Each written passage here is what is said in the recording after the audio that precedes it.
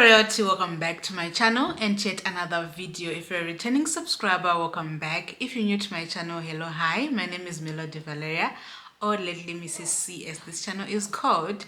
So are you planning on traveling to Zimbabwe by road anytime soon? Whether you're just going home to see your friends and family, I just decided to do this video so that you know some basic things before you hit the road, and also because most of you had a lot of questions from my travel to Zimbabwe recently. I uploaded a video whereby we traveled to Zimbabwe as a family and we drove to Zimbabwe. So most of you had questions and I'm going to answer your questions right in this video. So without wasting much of your time, let's get right into today's video. So in this video I'm going to cover timestamps, documents, border fees and the likes. So we're going to start with timestamps. So we left Polokwane around 11 a.m. in the morning and we arrived in Norton, Zimbabwe at around 2 a.m. Listen, that was not the plan. That was not the initial plan because we knew that we were going to travel at least 11 hours for us to get from Polokwane to Norton, Zimbabwe. But then we had a delay at the border because this was the first time for us traveling with a car. So we did not know the processes of declaring your car at the border and stuff.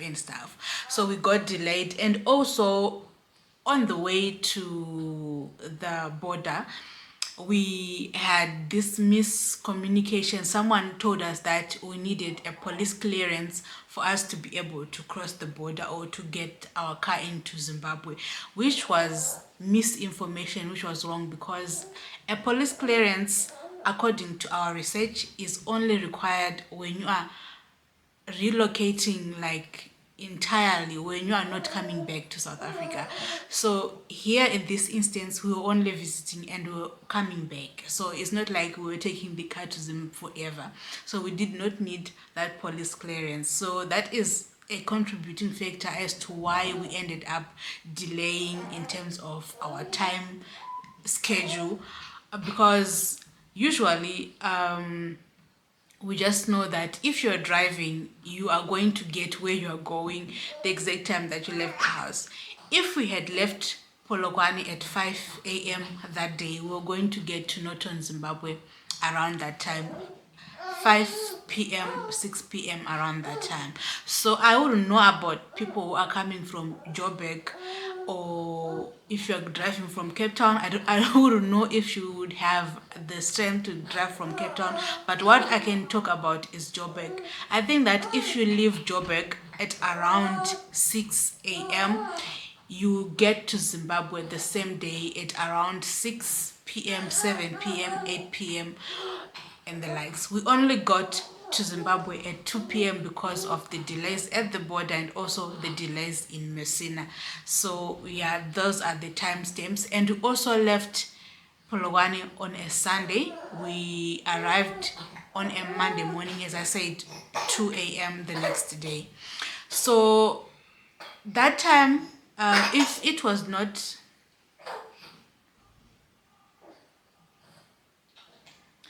if not for the delay we had in Messina or at the border, we would have arrived exactly at 11 p.m. Okay, so make room for those delays when you want to plan your travel.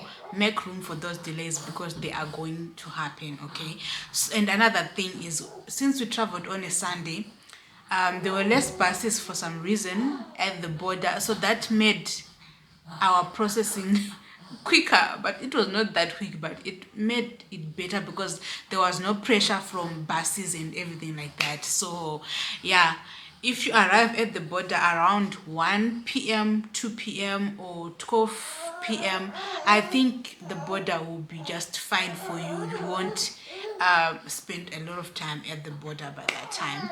So that is it when it comes to timestamps. So maybe if you're coming from Joburg, you can leave the house at around 6, 7 a.m. and I guarantee you that you get to Zimbabwe on time. we wanted to avoid traveling at night, but due to the delays we faced, we ended up traveling at night, which is risky, which is something that I wouldn't recommend. But anyways, let's move on to the toll gates that we had to come across and pay. So from Polokwane to the Beitbridge border, we have 2 toll gates, and for those toll gates we were paying about 62 rand each, which is about let me calculate. I'll put the equivalent on the screen, but we paid 62 rand for each toll gate that we had from Polokwane up to the border. Then from Beitbridge border to Harare, there is a total of 4 toll gates, and for those toll gates we were paying 80 rand, which is equivalent to $4. So that is the price, and I'll put the total right here on the screen, the total price of all the toll gates that we paid for on our journey to Zimbabwe. And yeah, that's just basically it when it comes to the toll gates. Now let's talk about the fuel. Please excuse me when I keep looking at my phone. I wrote all my points down so that I don't miss out anything. So let's talk about the fuel. So we left home with a full tank, and we only topped up at the border, and that carried us up to Harare. In Harare, we had to top up again because we were running out, so we had to top up in Harare to get to Norton. So we left home with a full tank, topped up at the border, and then topped up again somewhere in Harare. I think in Mashwede, around that area, that's where we topped up our fuel so that we can get home nicely. So that's it for the fuel. I'll put the total cost of fuel on the screen because right now by head I can't think of the exact price. Now let's move on to the documents that are required at the border. Obviously you need to have your passports. So my husband, me and my son, we had our passports. Reese, we were going to Zimbabwe to get his passport and his birth certificate, and for some reason they made us pay because they said you could have gone to the what do you call it, Zim consulate or something to get his birth certificate there. That's a story for another day, but yeah, you have to have your passports, and then you have to have your vehicle registration or notice. Here in South Africa they call it notice. In Zimbabwe you might know it as a vehicle registration book. So it is required because when you declare your car they need to have that vehicle registration, and yeah, that's basically the documents that are required. And also because you have a car, I think they'll need to see your license in etc and etc. I don't know the whole process around that because I was not there when my husband was doing it. I was in the car, as you might have seen when I was shooting my video. Yeah, so those are the documents that I needed at the border. Now for the important part of this video, border fees. So this is everything that you're going to pay for when you arrive at the border. So we have what is called Zim borders. So Zim borders is quite expensive. I don't understand how they came up with this fee because it is expensive. Okay, so there's Zim borders, which we paid 508 rand and 6 cents, which is equivalent to 28 USD. I don't know what this is for. So there's Zim borders, and also there is Zinara. You have to pay for Zinara, which was 163 rand and 31 cents, which is equivalent to 9 USD dollars. And then there is Zimra, the most expensive one, which is 907 rand and 25 cents, which is equivalent to 50 USD dollars. And yeah, that is what we paid at the border going into Zimbabwe. So you have to know that you're going to be dishing out money when you get to the border when you are doing your travel, okay? And it's the same thing when you are coming into South Africa. When you're coming from Zim to South Africa, we paid the Zim border again, which was 28 rand, $528, I mean, which was $28, the 508 rand and 6 cents, and we paid Zinara 163 rand 31 cents, which is equivalent to the 9 USD. So the most expensive bill here, which is the Zimra payment or the Zimra fees, which is about 50 US dollars, the 907 rand 25 cents, is actually the one that you get you the temporary import permit, which is the TIP. And yeah, the TIP looks something like this, but this is not exactly the TIP. I don't know where it is, but it's a Word document, something like this. And that TIP is very important because when you get over to the Zim side, when you cross over to the Zim side, at every roadblock they are going to ask you for that TIP. No questions whatsoever. They are going to ask you for that TIP.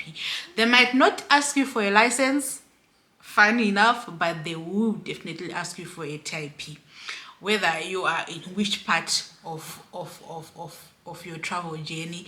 It's either the roadblocks from Beitbridge to Harare, they will ask you, or for us, in our case, we live in Norton, so there are roadblocks from Norton to Harare. So they asked us for TIPs then. So you would need that TIP. The TIP is the temporary import permit that is required when you are driving an SA registered number into Zimbabwe. So you have to declare that you're just going to visit, you're going to stay this amount of time there, this duration of time there, and you're going to go back to SA. And they will give you a specified time limit for you to stay in Zimbabwe. Otherwise, if you exceed that time limit, I heard that you can get arrested or you can get fined, either of those two. So some very important information before you start processing the entire Zim border fees that you need to know so that amuro marino komano pa border. One is muchingosvika, when you arrive at the border, you go straight to the CID station. Vanenge vari mumacontainer, mumacontainers anenge ari panze. So CID stroke police station, vanenge vari mumacontainer, muzvimacontainer zvine zviri panze. So there you give them the token yawapiwa uchipinda pagate. From there wobhadhara Zim borders yandambotaura here. From there moenda ku-immigration, you go to immigration to get your stamps. From there you process your TIP online, and after you have processed your TIP online, this is your temporary import permit. Then now you can pay for your Zimra payment, which is the most expensive border fees ever.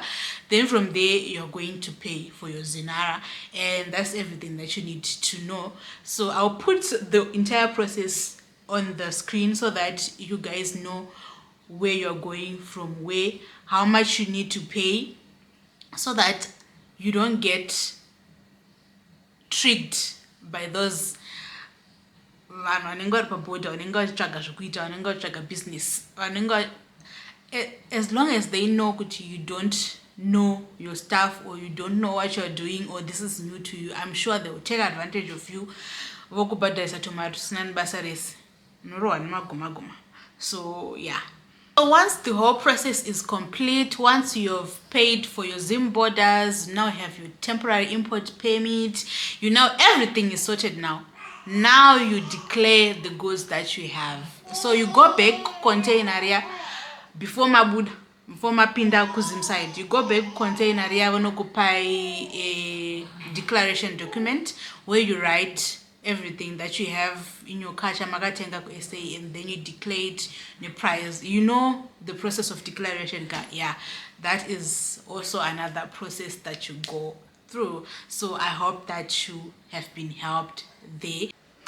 And as I said, what is more important on these roadblocks is the TIP, right? But be careful, because at some point you might give them the TIP, but because this is Zimbabwe, they will be just looking for ways to get money out of your pocket. So they might look for ridiculous reasons to make you pay. Okay, so they might request for your TIP and you give them. Then from there, they may go on and say, can we have your breakdown kit? As if people are that careless to drive around with no breakdown kits. So they'll say, let us see your jag, let us see your reflective whatever triangle, let us see, and you give that to them. They will still look for something petty to say, oh, this is not allowed. For example, on our car, there's an L whatever sign to say Lena. Some police officer by the Chivu roadblock was like, this is not allowed, this is not allowed, this is illegal. And my husband was like, this car is a South African car, it's not a Zimbabwean car, and we're on our way back, and you're trying to tell us that this L sign is illegal. Boy, bye. So be careful, because as long as you have a South African plate, police will always look for a way to get money out of your pocket. Okay, just know that, and be safe and be guided. Do not just dish out money for any reason whatsoever. Do not just do that, because when we were getting into the border, we did not have, we did not do anything wrong. And then this police officer was like, so I'm supposed to steal something for what? Something for what? I think those are the basics that you need to be aware of when you travel to Zimbabwe. These are just some of the receipts that we have. Whether you're traveling home anytime soon or later, I hope that this video will be helpful to one of you or some of you out there, so that you plan accordingly. I will also do a video on how it is traveling with a toddler and a baby, because it was quite an experience. So I hope that this video was helpful to you and you got answered all those people who had questions in regards to the TIP, the timestamps and all that. I hope that you've been answered in this video. Thank you so much for the love that you've shown my travel series to Zimbabwe.